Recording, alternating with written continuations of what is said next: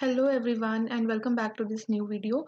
आज की वीडियो का टाइटल आप लोग देख ही चुके हो। केवीएस पीजीटी बायोलॉजी 2014 के प्रीवियस ईयर क्वेश्चंस को हम डिस्कस करने वाले हैं। हम 50 क्वेश्चंस ऑलरेडी डिस्कस कर चुके हैं दो वीडियोस में, पार्ट 1 एंड पार्ट 2। वो आप लोग जाकर देख सकते हो। आज हम डिस्कस करेंगे from question number 51 to question number 80, in total 30 questions. तो आज का हमारा पहला क्वेश्चन है, which of the following biotic communities would have trees? Tundra, taiga, shrubland या फिर इंटरटाइडल जोन। एक एक करके हम समझते हैं कि ये चारों क्या होते हैं। सबसे पहले मैं टुंड्रा की बात करूंगी। टुंड्रा रीजन्स ऐसे रीजन्स होते हैं जो बहुत लंबे समय तक बर्फ से ढके रहते हैं। यहाँ पर लॉन्ग डार्क और वेरी कोल्ड विंटर्स होती हैं और विंटर्स का टाइम पीरियड जो है वो 6 से 10 मंथ तक हो सकता है। यहाँ का टेम्परेचर इतना ज्यादा लो होता है कि ग्राउंड के नीचे का जो सरफेस होता है वो परमानेंटली फ्रोजन हो जाता है और इसे हम कहते हैं पर्माफ्रॉस्ट। और टुंड्रास हमें कहाँ देखने को मिलते हैं? ये हमें देखने को मिलते हैं आर्टिक रीजन्स में, जो कि नॉर्थ पोल पर प्रेजेंट होता है और नॉर्थ पोल से ये एक्सटेंड करता है साउथ पोल की तरफ। अगर मैं बात करूँ इंटरटाइडल जोन की, तो इंटरटाइडल जोन क्या होती है? It is an area where ocean meets land between slow tide and high tide. इसका मतलब जब हाई टाइड आएगी उस टाइम पे ये जो जोन है ये वाटर में सबमर्ज्ड रहेगा और जब लो टाइड्स होंगी उस टाइम पे ये जोन जो है it will be open to air, यानी कि तब ये वाटर में सबमर्ज नहीं रहेगा। तो जो ऐसी जोन्स होती हैं उन्हें हम कहते हैं इंटरटाइडल जोन। और यहाँ पे प्राइमरली क्या ग्रो करते हैं? यहाँ पे एल्गी, लाइकन्स, ये सब चीजें ग्रो करती हैं। अगर टुंड्रा रीजन की बात करूं, वहां पर पर्माफ्रॉस्ट की कंडीशन होती है। जैसे कि मैंने बताया कि ग्राउंड के नीचे की जो लेयर होती है वहां पे परमानेंटली फ्रोजन लैंड प्रेजेंट होता है। तो वहां पर ट्रीज जो है वो ग्रो नहीं करते। ट्रीज क्या, वहां पे श्रब्स या प्लांट्स, ग्रासेस, ये सब बहुत कम देखने को मिलते हैं। तो श्रब लैंड्स का जो लैंड होता है it is dominated by shrubs. अब हर्ब्स, श्रब्स, ट्रीज क्या होते हैं, ये चीज बहुत बेसिक है, आप लोगों को पता होगी। तो श्रब लैंड्स जो होते हैं ये कहाँ देखने को मिलते हैं? ये हमें देखने को मिलते हैं सदर्न रीजन्स में, जैसे साउथ कैलिफोर्निया में, साउथ अफ्रीका में, काइल में देखने को मिलते हैं। इसके अलावा मैक्सिको में बहुत सारे श्रबलैंड्स जो हैं वो देखने को मिलते हैं। टाइगा की बात करूं, टाइगा को आसान भाषा में आप लोग कोल्ड फॉरेस्ट बोल सकते हो। अब फॉरेस्ट लिखा है तो आप लोग समझ जाओगे यहाँ पर ट्रीज जो है वो बहुत सारी देखने को मिलती हैं। और ये जो ट्रीज होती हैं, ये जो फॉरेस्ट होते हैं, they are covered by snow. अब क्योंकि यहाँ पे टेम्परेचर बहुत लो होता है और बहुत ज्यादा स्नोफॉल होती है, तो यहाँ पे जो फॉरेस्ट होता है वो कैसा होता है? कॉनिफेरस फॉरेस्ट होता है, जहाँ पे कॉनिफर्स ग्रो करते हैं। कॉनिफेरस ट्रीज कुछ ऐसे कोनिकल ट्रीज होते हैं। इस तरह के ट्रीज यहाँ पर क्यों ग्रो करते हैं? ताकि जब यहाँ पे बहुत ज्यादा स्नोफॉल हो जाए तो वो जो स्नो है वो स्लाइड कर कर नीचे ग्राउंड में गिर जाए और जो प्लांट के बायोकेमिकल प्रोसेसेस होते हैं उनमें कोई भी दिक्कत ना हो। इन्हें हम एक और नाम से जानते हैं, बोरियल फॉरेस्ट। इस तरह के फॉरेस्ट हमें टुंड्रा फॉरेस्ट और टेम्परेट फॉरेस्ट के बीच के रीजन में देखने को मिलते हैं, यानी कि नॉर्दर्न रीजन से साउदर्न रीजन के जो बीच का रीजन होता है वहां पर हमें टाइगा फॉरेस्ट जो है ये देखने को मिलते हैं। रशिया में हमें लार्जेस्ट टाइगा देखने को मिलता है जो कि 5800 स्क्वायर किलोमीटर के एरिया में एक्सटेंडेड है। इसके अलावा हमें अलास्का में, कनाडा में, साइबेरिया में भी टाइगा फॉरेस्ट देखने को मिलते हैं। Siberia Siberia is again in Russia.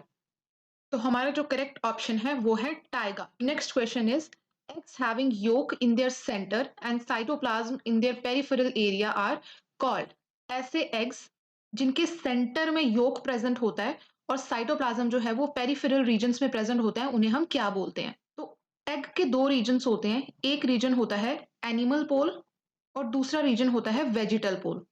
Vegetal पोल में योक प्रेजेंट होता है और एनिमल पोल में साइटोप्लाज्म प्रेजेंट होता है। और एनिमल पोल में ही हमें मियोटिक डिवीजन जो है वो देखने को मिलती है, यानी कि सेल्स जो है वो डिवाइड करते हैं, जाइगोट बनाते हैं और न्यू ऑर्गेनिज्म का फॉर्मेशन होता है। अब यहाँ पे पहला ऑप्शन है आइसोलेसिथल एग। अब आइसोलेसिथल एग्स ऐसे एग्स होते हैं जहां पे योक और साइटोप्लाज्म दोनों ही इक्वली डिस्ट्रीब्यूटेड होते हैं और इस तरीके के एग्स हमें देखने को मिलते हैं फिशेस में और फ्रॉग में, यानी कि एम्फीबियंस में। माइक्रोलेसिथल एग नाम से ही पता चल रहा है, माइक्रो यानी कि very less amount of yolk is present.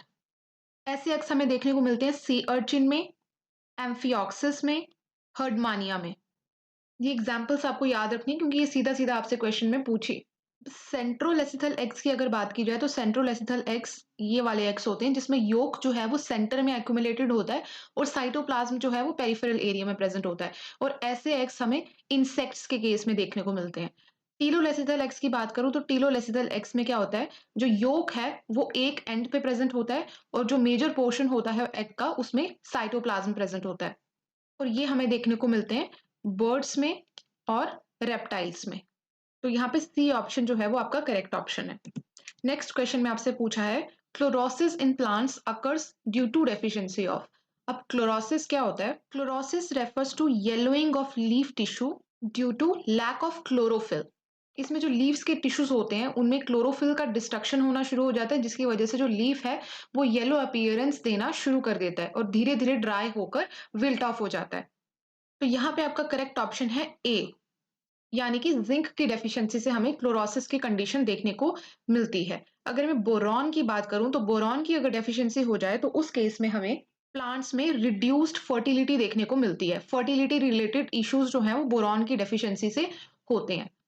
अगर क्लोरीन की बात की जाए, क्लोरीन की डेफिशिएंसी से क्या होगा, लीव्स की जो एजेस होती हैं वो ब्राउन होना शुरू हो जाती हैं और साथ ही साथ लीव्स के ऊपर नेक्रोटिक स्पॉट्स देखने को मिलते हैं। नेक्रोटिक स्पॉट्स का मतलब होता है कि बीच बीच में कुछ एरियाज में जो लीफ का सरफेस होता है वो सड़कर निकलना शुरू हो जाता है और लीव्स में हमें छोटे छोटे होल्स जो हैं वो देखना मिलना शुरू हो जाते हैं।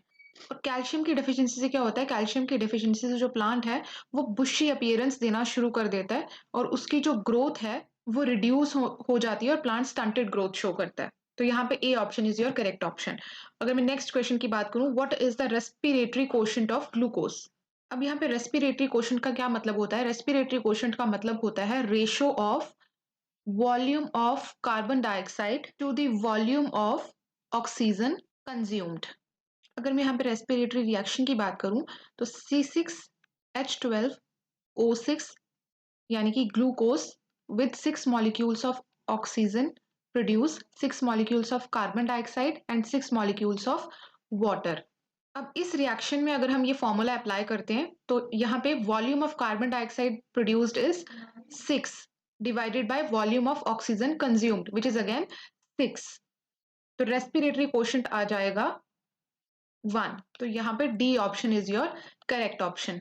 0.8 रेस्पिरेटरी कोशेंट हमें प्रोटीन्स के केस में देखने को मिलता है और 0.71 जो है ये हमें फैट्स के केस में देखने को मिलता है। नेक्स्ट क्वेश्चन में हमसे पूछा है what is the name of complex 5 in electron transport chain.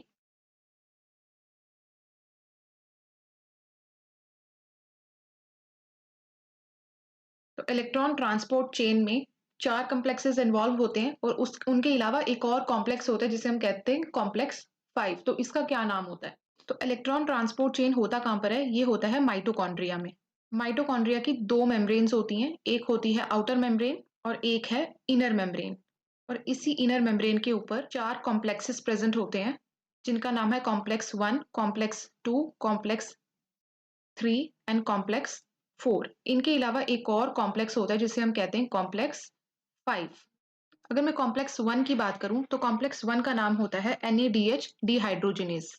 ये FMN और आयरन सल्फर कॉम्प्लेक्स से मिलकर बना होता है और ये क्या करता है, 4 हाइड्रोजन आयंस को यानी कि 4 इलेक्ट्रॉन्स को पंप करता है from matrix to intermembrane space. Second complex का नाम है सक्सिनेट डिहाइड्रोजिनेज। ये क्या करता है, ये यूबिक्विनोन को ऑक्सीडाइज करता है इनटू यूबिक्विनोल। थर्ड कॉम्प्लेक्स का नाम है cytochrome B and C1। Cytochrome B and C1 का काम होता है इलेक्ट्रॉन को यूबिक्विनोल से साइटोक्रोम 1 की ओर ट्रांसपोर्ट करना। कॉम्प्लेक्स 4 का नाम होता है साइटोक्रोम C ऑक्सीडेज।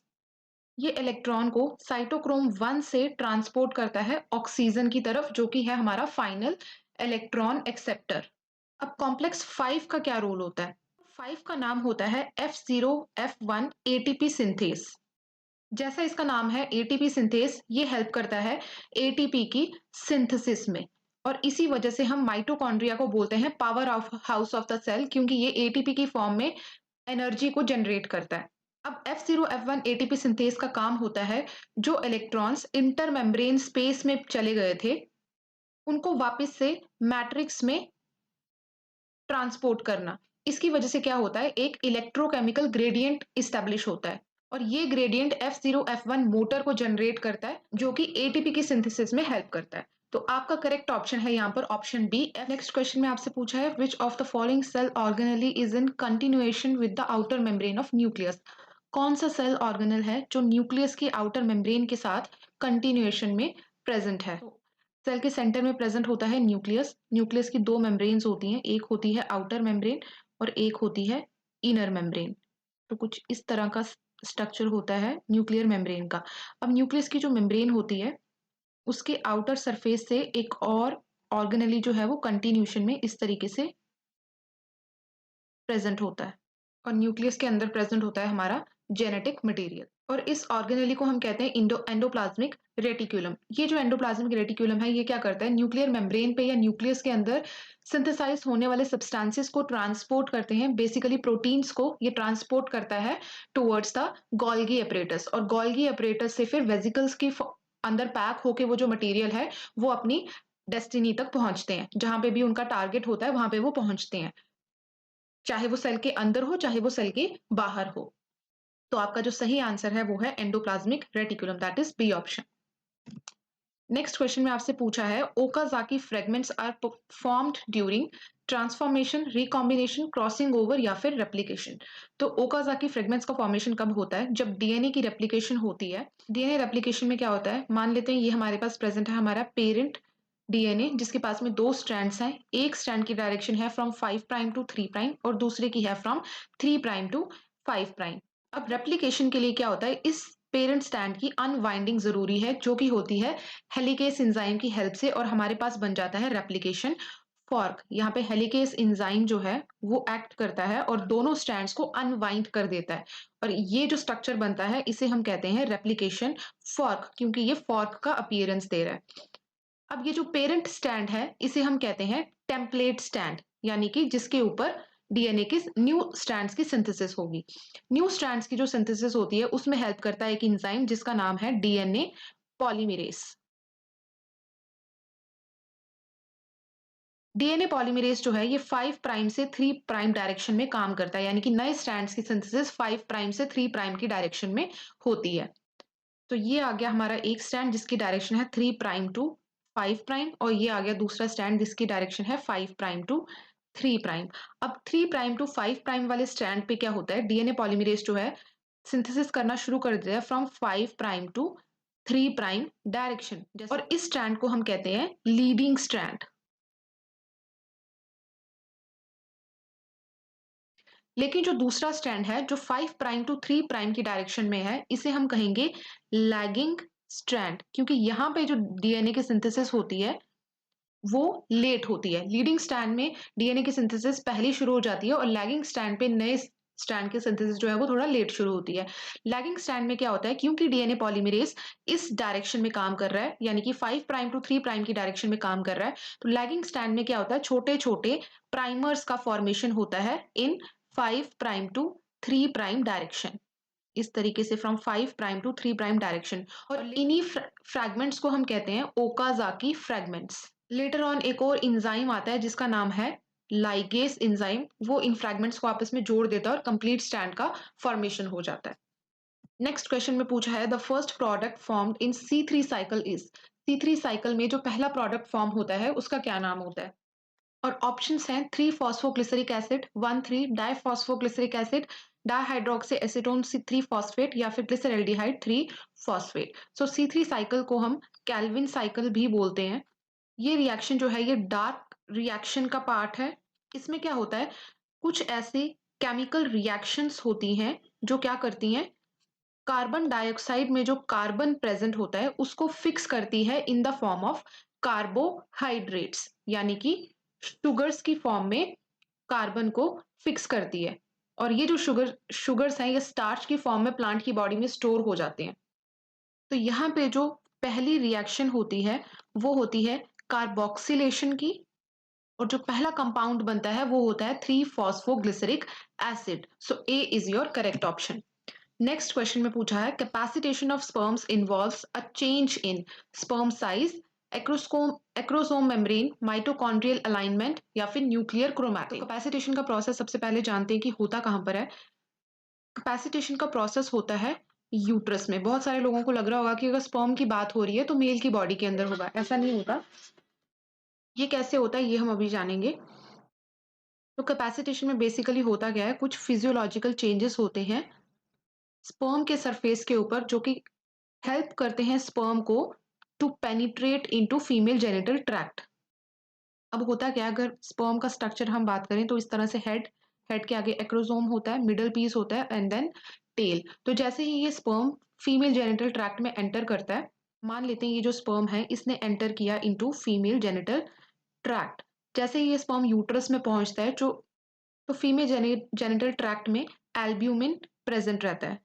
इसके अलावा और भी बहुत सारे हार्मोन्स और केमिकल्स जो है वो प्रेजेंट रहते हैं। अब ये जो एल्ब्यूमिन है ये स्पर्म के सरफेस के ऊपर एक्ट करता है और वहां से रिमूव करता है कोलेस्ट्रॉल को। जैसे ही कोलेस्ट्रॉल रिमूव होता है तो जो एक्रोसोमल मेम्ब्रेन है, स्पर्म के जो एक्रोसोमल मेम्ब्रेन है उसके ऊपर बहुत सारे आयन चैनल्स प्रेजेंट होते हैं जो कि ओपन हो जाते हैं। जैसे ही ये आयन चैनल्स ओपन होते हैं तो यहाँ से बहुत सारा कैल्शियम जो है हाई अमाउंट में इनफ्लक्स होकर स्पर्म के अंदर एंटर कर जाता है। जैसे ये स्पर्म के अंदर एंटर करता है, स्पर्म के अंदर बहुत सारे पाथवेज एक्टिवेट हो जाते हैं जिसकी वजह से स्पर्म की जो टेल है वो बहुत हाई रेट पर फ्लैजिलर मूवमेंट्स शो करती है और उसकी मोटिलिटी जो है वो इंक्रीज हो जाती है। क्या होता है इसके पीछे का रीजन होता है जो फीमेल जेनिटल ट्रैक्ट है उसका पीएच जो है वो स्पर्म के लिए अनसूटेबल होता है। उसके अलावा बहुत सारे माइक्रोब्स उसके अंदर प्रेजेंट होते हैं जो कि स्पर्म को इन्फेक्ट कर सकते हैं। साथ ही साथ कुछ ऐसे केमिकल्स या कुछ प्रोटीन्स ऐसे प्रेजेंट होते हैं जो कि स्पर्म को डीजेनरेट कर देते हैं। तो स्पर्म जो है वो ज़्यादा से ज़्यादा टाइम फीमेल जेनिटल ट्रैक्ट में नहीं बिता सकता और उसे जल्दी से जल्दी एग तक पहुंचना होता है फर्टिलाइजेशन के लिए। तो यहाँ पे आपका करेक्ट ऑप्शन है B, that is acrosomal membrane. क्योंकि यहाँ पर स्पर्म के साइज में कोई अंतर नहीं आ रहा, माइटोकॉन्ड्रियल अलाइनमेंट में कोई अंतर नहीं आ रहा, न्यूक्लियर क्रोमैटिन में भी कोई अंतर नहीं आ रहा। फर्क कहाँ पर आ रहा है, एक्रोसोमल मेम्ब्रेन के ऊपर। नेक्स्ट क्वेश्चन में पूछा है tunica albuginea is the covering of spleen, heart, testis या फिर लंग्स। तो ट्यूनिका एल्ब्यूजिनिया जो है ये टेस्टिस की आउटर कवरिंग को बोलते हैं। टेस्टिस के बाहर एक कवरिंग प्रेजेंट होती है जो उसे प्रोटेक्ट करने का काम करती है जिसे बोलते हैं ट्यूनिके। ये ट्यूनिके जो है ये 3 लेयर्स में प्रेजेंट होती है। सबसे आउटर मोस्ट होती है ट्यूनिका वेजिनालिस, उसके बाद आती है tunica albuginea and then comes tunica vasculosa. Next question is the alluron layer in maize grain is rich in starch, auxins, lipids या फिर proteins। तो अगर हम मेज ग्रेन की बात करें तो मेज ग्रेन का स्ट्रक्चर जो है वो कुछ ऐसा होता है। सबसे बाहर जो है प्रेजेंट होता है टेस्टा और टेस्टा के अंदर प्रेजेंट होती है एल्यूरिन लेयर। ये जो एल्यूरिन लेयर होती है डिफरेंट डिफरेंट सीड्स में डिफरेंट डिफरेंट कंपोनेंट से बनी होती है। कुछ में प्रोटीन से बनी होती है, कुछ में लिपिड्स और फैट्स से बनी होती है और कुछ में इन सब के कॉम्बिनेशन से बनी होती है। ये जो एल्यूरिन लेयर होती है इसके अंदर प्रेजेंट होता है एंडोस्पर्म। अब ये जो एल्यूरिन लेयर है मेज ग्रेन के केस में ये बनी होती है प्रोटीन्स से और इसका काम होता है एंडोस्पर्म को न्यूट्रिशन प्रोवाइड करना। तो your correct option is D option. Next question में पूछा है the essential parts of flower are. Flower के इजेंशियल पार्ट्स कौन से होते हैं। अगर हम फ्लावर के स्ट्रक्चर की बात करें तो सबसे सेंटर में फीमेल ऑर्गन प्रेजेंट होता है जिसे हम गाइनीशियम बोलते हैं और ये बना होता है कार्पल से। उसके बाहर प्रेजेंट होता है androecium which is group of स्टैमेंस। उसके बाहर प्रेजेंट होते हैं पेटल्स जो कि कलरफुल और शोई होते हैं और उसके उनके बेस पे प्रेजेंट होते हैं सेपल्स और इन सबको होल्ड करके रखता है थैलामस। राइट ऐसा ही होता है कुछ फ्लावर का स्ट्रक्चर। तो फ्लावर के जो सबसे इजेंशियल पार्ट्स होते हैं वो होते हैं उसके रिप्रोडक्टिव पार्ट्स यानी कि एंड्रीशियम और गाइनीशियम। तो यहाँ पे डी पार्ट जो है वो आपका करेक्ट ऑप्शन है। कोरोला और कैलिक्स की अगर हम बात करें यानी कि group of petals and sepals की अगर हम बात करें तो वो इन रिप्रोडक्टिव ऑर्गन्स को प्रोटेक्ट करके रखने का काम करते हैं और साथ साथ पॉलिनेटर्स को अट्रैक्ट करने का काम करते हैं। नेक्स्ट क्वेश्चन में पूछा है blood will lose maximum oxygen when it passes through. Blood जो है वो सबसे ज्यादा ऑक्सीजन कब लूज करता है। तो ब्लड जो है वो सबसे ज़्यादा ऑक्सीजन तब लूज़ करेगा जब उसके आगे पीछे की एनवायरनमेंट में ऑक्सीजन सबसे कम होगा। तो मान लेते हैं ये हमारी ब्लड वेसल्स हैं जिसके अंदर ब्लड फ्लो कर रहा है और ये आगे पीछे की टिश्यू स्पेस है। तो ब्लड जो है वो सबसे ज़्यादा ऑक्सीजन तब रिलीज़ करेगा जब वहाँ पर ऑक्सीजन का एक कंसंट्रेशन ग्रेडिएंट एस्टेब्लिश होगा, यानी कि अंदर ऑक्सीजन की कंसंट्रेशन बहुत हाई होगी और बाहर ऑक्सीजन की कंसंट्रेशन जो है वो बहुत लो होगी। तो पहला ऑप्शन है एल्वियोलर कैपिलरीज, एल्वियोलाई से जो कैपिलरीज जाती हैं वहां पर नो, एल्वियोलाई में तो ऑक्सीजन प्रेजेंट होती है बहुत सारी, वहां से ब्लड जो है वो ऑक्सीजन को कलेक्ट करेगा, यानी कि यहाँ पे कैसा केस है, ऑक्सीजन जो है वो कैपिलरीज के अंदर कम है लेकिन बाहर एल्वियोलाई के जो टिश्यू है वहां पे ज्यादा है, तो यहाँ पे ब्लड जो है वो कैपिलरीज के अंदर एंटर करेगा। देन कम्स आर्टरीज, आर्टरीज के अंदर नो, आर्टरीज तो ब्लड को कैरी करती हैं और वेन्स जो है ये भी ब्लड को कैरी करती हैं, तो यहाँ पे जो करेक्ट ऑप्शन है वो है टिश्यू कैपिलरीज। जब ब्लड किसी टिश्यू में पहुंचता है तो टिश्यू में ऑक्सीजन का कंसंट्रेशन कम होता है और ब्लड में ऑक्सीजन का कंसंट्रेशन ज्यादा होता है, तो ऑक्सीजन जो है वो रिलीज हो जाती है ब्लड के अंदर और वहां से कार्बन डाइऑक्साइड जो है वो आ जाती है ब्लड के अंदर। Next is sulphur containing amino acids are, तो यहाँ पे अगर मैं बात करूं ग्लूटामिक एसिड की और एस्पार्टिक एसिड की, ये दोनों नेगेटिवली चार्ज्ड अमीनो एसिड्स हैं, इनके पास में सल्फर प्रेजेंट नहीं होता। अगर मैं ट्रिप्टोफैन की बात करूं तो ट्रिप्टोफैन जो है ये एरोमेटिक अमीनो एसिड है और इसके पास में इंडोल रिंग प्रेजेंट होती है and this is also not sulphur containing amino acid. यहाँ पे अगर मैं सेकेंड ऑप्शन में अगर मैं सिस्टीन की बात करूं तो सिस्टीन जो है ये सल्फर कंटेनिंग है, लेकिन अगर मैं वैलिन और लाइसिन की बात करूं तो ये सल्फर कंटेनिंग नहीं है, तो यहाँ पे अगर मैं सी ऑप्शन की बात करूं cysteine and methionine both are sulphur containing amino acids, तो ये तो आगे आपके सल्फर कंटेनिंग अमीनो एसिड्स। इसके अलावा मैं आपको कुछ और चीजें अमीनो एसिड्स के बारे में बताती हूँ। अगर आपसे पूछा जाए एसिडिक अमीनो एसिड्स के बारे में तो इन्हें आप लोग याद रख सकते हो हल से, HAL, H for histidine and L for lysine. अगर कोई आपसे पूछे बेसिक अमीनो एसिड्स के बारे में तो इन्हें आप याद रख सकते हो आग से, AG, A for aspartic acid and G for glutamic acid, जिन्हें हम एस्पार्टेट और ग्लूटामेट भी बोलते हैं। ये जो एसिडिक अमीनो एसिड्स हैं ये पॉजिटिवली चार्ज्ड होते हैं क्योंकि इनके पास में दो से ज्यादा अमीनो ग्रुप्स प्रेजेंट होते हैं, और बेसिक अमीनो एसिड्स को हम नेगेटिवली चार्ज्ड अमीनो एसिड्स बोलते हैं क्योंकि इनके पास में दो से ज्यादा एसिडिक ग्रुप्स प्रेजेंट होते हैं। इसके अलावा आपके पास एक अमीनो एसिड है आइसोल्यूसिन, आइसोल्यूसिन जो है ये सबसे ज्यादा हाइड्रोफोबिक है। इसके अलावा प्रोलिन के पास में इमीनो ग्रुप प्रेजेंट होता है,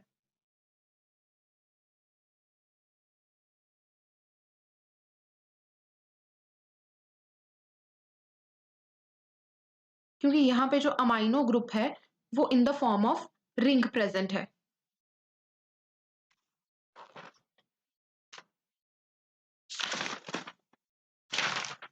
इसके अलावा आपके पास 3 एरोमेटिक अमीनो एसिड्स प्रेजेंट होते हैं जिसे आप TPT से याद रख सकते हो, यानी कि tryptophan, phenyl alanine and tyrosine.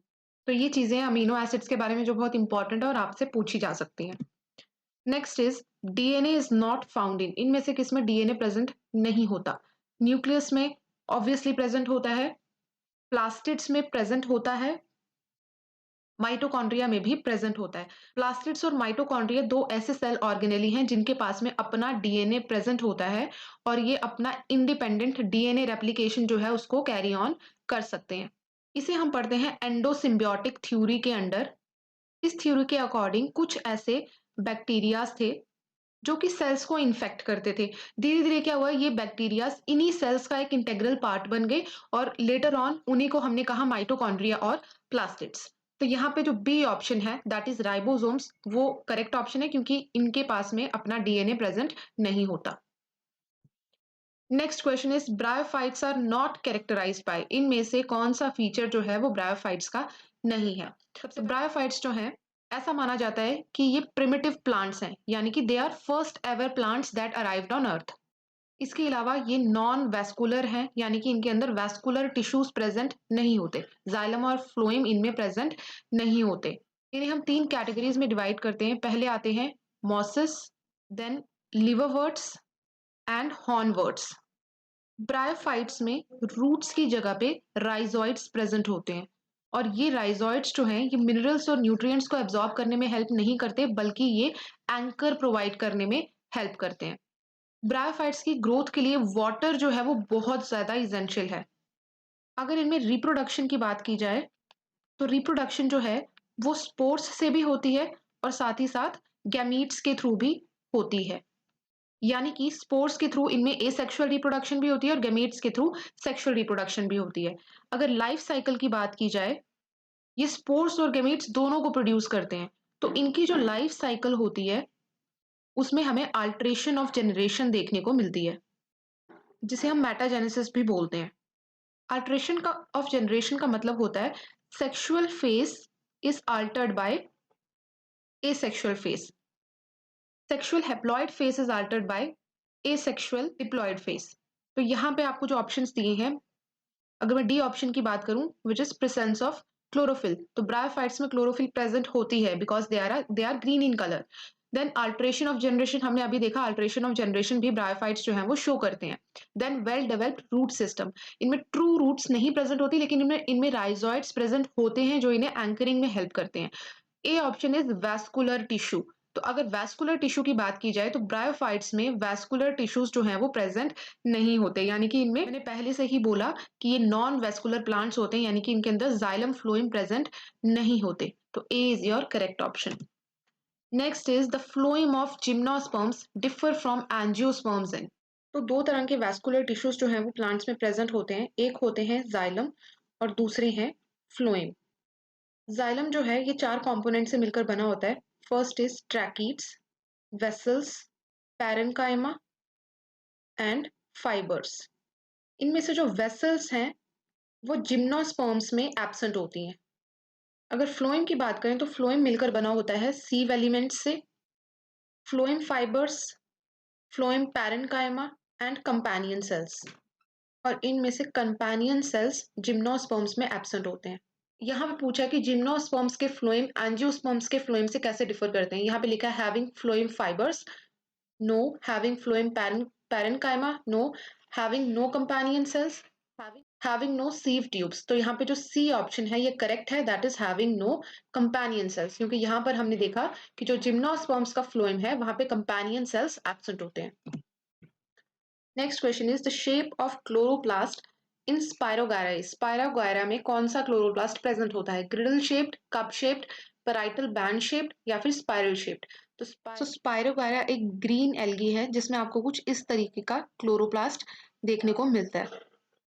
हम बोल सकते हैं कि स्पायरोगायरा में स्पाइरली कॉइल्ड क्लोरोप्लास्ट प्रेजेंट होता है। तो यहाँ पर D option is your correct option. अगर हम बाकी के ऑप्शंस की बात करें, ग्रिडल शेप्ड क्लोरोप्लास्ट हमें यूलोथ्रिक्स के केस में देखने को मिलता है, जो कि अगेन क्या है, एक ग्रीन एल्गी है। अगर कप शेप्ड क्लोरोप्लास्ट की बात की जाए तो ये हमें क्लेमाइडोमोनास के केस में देखने को मिलता है। और अगर पेराइटल बैंड शेप्ड क्लोरोप्लास्ट की बात करें तो ये क्लैडोफोरा के केस में देखने को मिलता है। Next question is MHC class 1 molecules are found in. तो एमएचसी मॉलिक्यूल्स जो हैं ये 4 तरीके के होते हैं: MHC class 1, MHC class 2, MHC class 3 and MHC class 4। MHC का मतलब होता है मेजर हिस्टोकम्पैटिबिलिटी कॉम्प्लेक्स, और ये मॉलिक्यूल्स हमारे इम्यून सिस्टम का पार्ट होते हैं। ये हमारे इम्यून सेल्स की सरफेस के ऊपर प्रेजेंट होते हैं। तो यहाँ पर ऑप्शंस दिए हैं: only T cells, only B cells, red blood cells या फिर all nucleated cells of the body. तो एमएचसी क्लास 1 मॉलिक्यूल्स जो हैं ये हमारी बॉडी के सभी न्यूक्लिएटेड सेल्स के ऊपर प्रेजेंट होते हैं। तो D option is your correct option. अगर मैं एमएचसी क्लास 2 मॉलिक्यूल्स की बात करूं तो ये एंटीजन प्रेजेंटिंग सेल्स की सरफेस के ऊपर प्रेजेंट होते हैं। अब ये एंटीजन प्रेजेंटिंग सेल्स क्या होते हैं? हमारे इम्यून सिस्टम के कुछ सेल्स होते हैं, फॉर एग्जाम्पल जो हमारे बी सेल्स होते हैं। ये बी सेल्स क्या करते हैं, मान लेते हैं ये कोई फॉरेन मॉलिक्यूल है, ये बी सेल्स इसे कैप्चर करते हैं। जब ये बी सेल इनकी बॉडी में जाता है ये इन्हें छोटे छोटे मॉलिक्यूल्स में तोड़ देते हैं, और उसके बाद इन एंटीजेंस के कुछ फ्रैगमेंट्स को अपने ऊपर रिप्रेजेंट करते हैं। एमएचसी क्लास 2 मॉलिक्यूल्स के थ्रू अपने ऊपर रिप्रेजेंट करते हैं और फिर इनको ले जाते हैं टी सेल्स के पास में। टी सेल्स जो हैं वो इन एंटीजन्स को रिकॉग्नाइज करते हैं और फिर एक फास्टर इम्यून रिस्पॉन्स जनरेट करते हैं। Next question is the first gene therapy used in cells altered outside the recipient's body and is called। यहाँ पर कुछ टर्म्स आप लोग बायो में बहुत ज्यादा देखते हो, जैसे कि in situ, ex situ, in vitro, in vivo, ex vitro. तो इन सभी टर्म्स का मतलब हम एक एक करके देखेंगे। इन सीटू का मतलब है किसी चीज के नेचुरल हैबिटेट में। इसमें आपके पास एग्जांपल्स आ जाती हैं नेचुरल पार्क्स की एंड वाइल्ड लाइफ सेंचुरीज की। तो नेचुरल पार्क्स और वाइल्ड लाइफ सेंचुरीज में क्या किया जाता है, किसी भी एनिमल के नेचुरल हैबिटेट में ही उसको प्रोटेक्ट किया जाता है। इसे हम कहते हैं इन सीटू। एक्स सीटू का मतलब होता है ऑफ साइट, और इसकी एग्जांपल होती हैं बोटानिकल गार्डन्स, जूस आ गए, क्रायो प्रिजर्वेशन इसमें आता है। तो बोटानिकल गार्डन, जू में क्रायो प्रिजर्वेशन, डीएनए बैंक्स में क्या किया जाता है, किसी भी ऑर्गेनिज्म को अगर हमें प्रोटेक्ट करना है तो उसे हम उसके नेचुरल हैबिटेट से अलग करके किसी और इन्वायरमेंट में रखते हैं। जैसे अगर मैं जू की बात करूं तो ऐसे एनिमल्स जो एक्सटिंक्ट होने की कगार पर हैं उन्हें हम जूज में रखते हैं ताकि उन्हें कोई हार्म ना कर सके। फिर बात आती है इन विट्रो की। पहले हम समझ लेते हैं इन वीवो क्या होता है। इन विवो का मतलब होता है इन ऑर्गेनिजम्स बॉडी, यानी कि किसी ऑर्गेनिज्म के बॉडी के अंदर ही उसके किसी ऑर्गन को अगर हम अल्टर कर रहे हैं तो उसे हम कहेंगे इन विवो। फॉर एग्जांपल अगर किसी का ऑपरेशन हो रहा है, ऑपरेट करके हम किसी ऑर्गन को फिक्स कर रहे हैं, उसे हम कहेंगे इन विवो। इन विट्रो का मतलब होता है लैब कंडीशंस में प्रिपेयर करना। For example tissue culture. तो टिश्यू कल्चर में क्या करते हैं, हम किसी प्लांट के कुछ टिश्यूज को लेते हैं और उनसे कंप्लीट ऑर्गेनिज्म, कंप्लीट प्लांट जो है उसे जनरेट करते हैं। इसे हम कहते हैं इन विट्रो। एक्स वीवो का मतलब क्या होता है, आउटसाइड बॉडी, यानी कि हम किसी ऑर्गेनिज्म के किसी ऑर्गन को उसके बॉडी के बाहर निकालते हैं, उसमें अल्टरेशन करते हैं और फिर उसे दोबारा बॉडी के अंदर डाल देते हैं। एग्जाम्पल के तौर पे हम किसी ऑर्गेनिज्म की बॉडी से एक जीन को लेते हैं, उस जीन में कुछ अल्टरेशंस करते हैं और दोबारा से उस जीन को हम उस ऑर्गेनिज्म की बॉडी के अंदर एंटर कर देते हैं। तो ये प्रोसेस क्या हो गया, एक्स वीवो। यहाँ पर भी सेम चीज हो रही है। पहली जीन थेरेपी में क्या किया था, सेल्स को यूज किया गया था, सेल्स को लिया था बॉडी से, उन्हें अल्टर किया था और दोबारा से बॉडी में डाल दिया था। तो ये यहाँ पे आपका करेक्ट ऑप्शन हो गया C option, that is ex vivo. Next question is annual rings in a tree signify the age of the tree. What these annual rings are made up of. अगर आप किसी ट्री को काटोगे तो आप देखोगे कि उसकी जो कट सरफेस है उसमें आपको इस तरीके के कुछ रिंग्स नजर आएंगे। ये जो रिंग्स है इन्हें हम कहते हैं एनुअल रिंग्स। और ये क्या होते हैं, ये होता है सेकेंडरी जाइलम, ये होता है सेकेंडरी जाइलम। तो यहाँ पे आपका बी ऑप्शन जो है वो करेक्ट है। नेक्स्ट आपसे पूछा है which of the following enzyme is an example of lysis. इनमें से कौन सा एंजाइम है जो लाइसिस का एग्जांपल है। तो सबसे पहले जानते हैं कि लाइसिस होते क्या हैं। लाइसिस ऐसे एंजाइम्स होते हैं जो एडिशन या फिर एलिमिनेशन रिएक्शंस को कैटेलाइज करते हैं। फॉर एग्जांपल शुगर मॉलिक्यूल्स को जोड़ने में। तो यहाँ पे आपको कौन सी एग्जांपल्स दी हैं, पहले डी ऑप्शन अगर हम देखें तो साइटोक्रोम ऑक्सीडेज। तो ऑक्सीडेज एंजाइम जो है नाम से पता चल रहा है ऑक्सीडेशन में हेल्प करते हैं।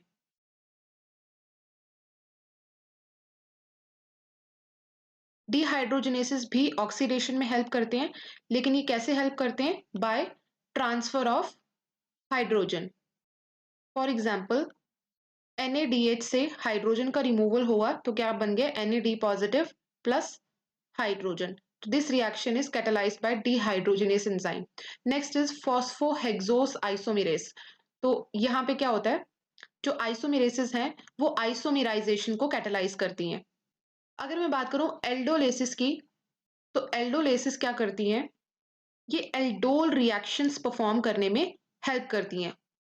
एल्डोल रिएक्शंस में क्या होता है, कार्बन कार्बन बॉन्ड्स की फॉर्मेशन होती है, यानी कि यहाँ पर एडिशन रिएक्शंस हो रही हैं। तो लाइसिस जो है ये एडिशन रिएक्शन को ही कैटेलाइज करते हैं। तो एल्डोस जो है ये एक लाइस एंजाइम है। Next is what type of epidermis is composed of flat sales. यहाँ पर आई थिंक एपिडर्मिस नहीं होगा, एपिथीलियम होगा। तो ऑप्शंस दिए हैं सिंपल, स्ट्रैटिफाइड, स्क्वैमस या फिर क्यूबॉइडल। क्यूबॉइडल में नाम से पता चल रहा है कि क्यूब शेप के सेल्स प्रेजेंट होंगे। स्ट्रैटिफाइड में कॉल्यूमिनर सेल्स प्रेजेंट होते हैं।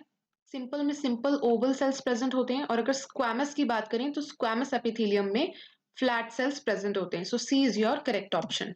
Next is what is actin? Myofilament, myosin, muscle fibre या फिर मायोफिब्रिल्स। तो इन सभी टर्म्स को हम पहले एक एक करके समझ लेते हैं। मसल फाइबर्स जो हैं ये मायोफिब्रिल से मिलकर बने होते हैं और ये जो मायोफिब्रिल्स हैं ये मायोफिलामेंट से मिलकर बनी होती हैं। अगर मायोफिब्रिल्स की बात करूं, ये 3 तरह की प्रोटीन फिलामेंट से मिलकर बनी होती हैं। ये 3 कौन सी होती हैं? एक होती है एक्टिन, एक होती है मायोसिन और एक होती है टाइटिन। तो आपसे पूछा है कि एक्टिन क्या है, तो आपका करेक्ट ऑप्शन हो गया myofilament. So A is your correct option. Next is the essential ion for muscle contraction is. इनमें से कौन से आयन्स जो है वो मसल कंट्रैक्शन में हेल्प करते हैं? और आपको ऑप्शंस दिए हैं सोडियम, क्लोराइड, पोटाशियम या फिर कैल्शियम। तो इसका सीधा सीधा आंसर है कैल्शियम। ये बहुत बेसिक है, हम बचपन से पढ़ते आ रहे हैं कि कैल्शियम जो है ये मसल कंट्रैक्शन में रोल प्ले करता है। Next is which of the following disease is caused by virus and transmitted by mosquito? Typhus, plague, trypanosomiasis या फिर येलो फीवर। टाइफस जो है ये एक बैक्टीरियल डिजीज है जो कि रिकेट्सिया प्रोजेकी नाम के वायरस से होती है। प्लेग अगेन इज बैक्टीरियल और ये होती है यर्सीनिया पेस्टिस से। ट्रिपैनोसोमियासिस जो है ये वायरल है, लेकिन इसका ट्रांसमिशन जो है वो मॉस्किटो से नहीं होता है। इसका ट्रांसमिशन होता है एक फ्लाई से जिसका नाम है सीसी फ्लाई। येलो फीवर जो है ये भी वायरल है, ये फ्लेवी वायरस से होता है और इसका जो ट्रांसमिशन है वो मॉस्किटो के थ्रू होता है, या तो एडिस मॉस्किटो से या फिर हेमोगोगस मॉस्किटो से। So D option that is yellow fever is your correct option. Next question is the maximum quantity of air one can expire after maximal inspiration is known as। आपसे ये पूछा है कि अपनी मैक्सिमम कैपेसिटी से breathe in करने के बाद जब आप फुल कैपेसिटी से ब्रीद आउट करते हो तो जो अमाउंट ऑफ एयर आपने ब्रीद आउट किया उसे क्या बोलते हैं? Options are residual air, vital capacity, tidal volume या फिर टोटल लंग कैपेसिटी। इन सभी टर्म्स को एक एक करके देखेंगे इनका क्या मतलब होता है। टोटल लंग कैपेसिटी का मतलब होता है volume of air in lungs upon maximum effort of inhalation. यानी कि जब आप अपने फुल एफर्ट से ब्रीद इन करते हो तो जितना एयर का वॉल्यूम आपके लंग्स में फिल होता है उसे कहते हैं टोटल लंग कैपेसिटी। अगर टाइडल वॉल्यूम के बारे में पढ़ें, टाइडल वॉल्यूम का मतलब होता है कि जितनी एयर आप एक बार में अंदर ले सकते हो या फिर एक बार में बाहर छोड़ सकते हो उसे कहते हैं टाइडल वॉल्यूम। रेजिडुअल एयर का मतलब होता है कि ब्रीद आउट करने के बाद में भी जो अमाउंट ऑफ एयर आपके लंग्स में बची हुई है उसे कहते हैं रेजिडुअल एयर। और वाइटल कैपेसिटी का मतलब होता है maximum quantity of air that can be expired after maximal inspiration. यानी कि फुल एफर्ट से ब्रीद इन करने के बाद जो फुल एफर्ट से ब्रीद आउट करने पे एयर आप बाहर छोड़ते हैं उसे कहते हैं vital capacity. So B option is your correct option. Next question is vagus nerve is number. तो वेगस नर्व जो है ये क्या है? एक क्रेनियल नर्व है। हमारी बॉडी में टोटल 12 क्रेनियल नर्व्स होते हैं जिन्हें हम 1 to 12 में नंबरिंग देते हैं और इन सबके अलग अलग नाम होते हैं। First is olfactory, second is optic, third is oculomotor, fourth is trochlear, fifth is trigeminal, sixth is abducens, seventh is vestibulocochlear, eighth is facial, ninth is glossopharyngeal, 10th is vagus, 11th is spinal accessory and 12th is hypoglossal। आपसे पूछा है कि vagus nerve का क्या number होता है, तो vagus nerve का नंबर होता है 10, यानी कि B option is your correct option. Next is first artificial gene was synthesized by. पहला आर्टिफिशियल जीन किसने सिंथेसाइज किया था? नायरनबर्ग, मेंडल, मॉर्गन या फिर खुराना। नायरनबर्ग की अगर बात करूं तो ये आरएनए कोडॉन्स की डिस्कवरी के लिए फेमस हैं और इन्होंने 64 आरएनए कोडॉन्स को डिस्कवर किया था। मेंडल जो है उन्हें हम कहते हैं फादर ऑफ जेनेटिक्स। इन्होंने पी प्लांट के ऊपर बहुत सारे एक्सपेरिमेंट्स किए थे और मेंडेलियन लॉस या फिर जिन्हें हम जेनेटिक लॉस बोलते हैं वो इन्होंने दिए थे। मॉर्गन जो है इन्होंने ड्रोसोफिला के ऊपर एक्सपेरिमेंट्स किए थे। खुराना का पूरा नाम था हरगोबिंद खुराना इन्होंने पहला आर्टिफिशियल जीन सिंथेसाइज किया था and that gene was related to yeast tRNA. So D option is your correct option. Last question is structures involved in genetic engineering are plasmids, codons, plastids या फिर सीजर्स. अगर D option की बात करूं, D option is seizures, जिन्हें हम molecular seizures भी बोलते हैं. ये ऐसे इंजाइम्स होते हैं जो डीएनए को क्लीव करने के लिए यूज किए जाते हैं. प्लास्टिड्स जो है ये एक सेल ऑर्गेनेली है. कोडॉन्स जो है ये बोला जाता है सेट ऑफ न्यूक्लियोटाइड्स को, 3 कॉन्जिक्यूटिव सेट ऑफ न्यूक्लियोटाइड्स को, जैसे AUG, तो ये एक कोडॉन हो गया. इन्हें यूज किया जाता है जेनेटिक इंजीनियरिंग में. इन्हें हम वेक्टर भी बोलते हैं और इन्हें मॉलिक्यूलर व्हीकल्स के नाम से भी जाना जाता है. ये बेसिकली क्या होते हैं, ये एक्स्ट्रा क्रोमोसोमल डीएनए होता है जो इंडिपेंडेंटली रेप्लिकेट कर सकता है. सो इन प्लाज्मिड्स को यूज किया जाता है जेनेटिक इंजीनियरिंग में. सो इसी के साथ हमने 2014 के PYQs को सॉल्व कर लिया. सभी क्वेश्चंस जो है हमने डिटेल में देख लिए. अब आने वाली वीडियोस में हम 2018 के PYQs को सॉल्व करेंगे.